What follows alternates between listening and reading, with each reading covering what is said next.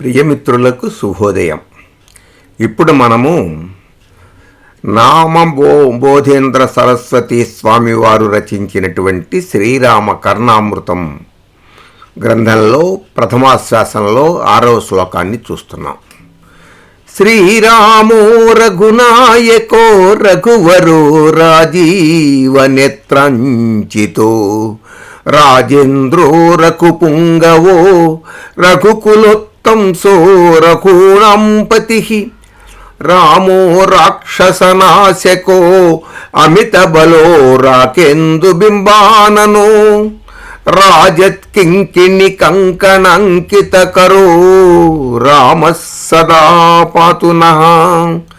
శ్రీరామో రఘునాయకో రఘువరో రాజీవనేత్రంచితో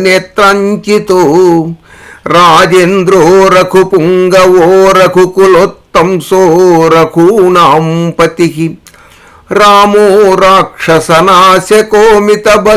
రాకేందు బింబానను రాజత్కింకిణి కంకణంకితకరో రామః సదా పాతు నః.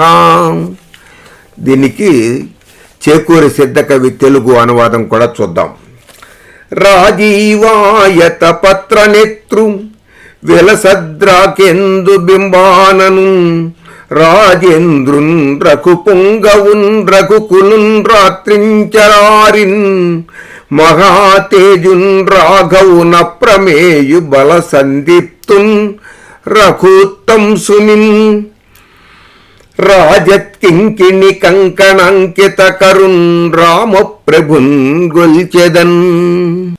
రఘువంశ నాయకుడును రఘువంశ శ్రేష్ఠుడును తామర రేకుల వంటి కన్నులు కలవాడును రాజేంద్రుడును రఘుపుంగవుడును రఘుకులమునకు శిరోభూషణము వంటి వాడును రాక్షసులను నశింపచేసిన వాడును అపరిమితమైన బలము కలవాడును పున్నమి చందమామ వంటి మొగము కలవాడును ప్రకాశించుచుండు చిరుగంటలు గల కంకణములచే అంకితములైన చేతులు కలవాడును అయిన రామభద్రుడు మమ్మును ఎల్లవేళలా పాలించుచుండుగాక.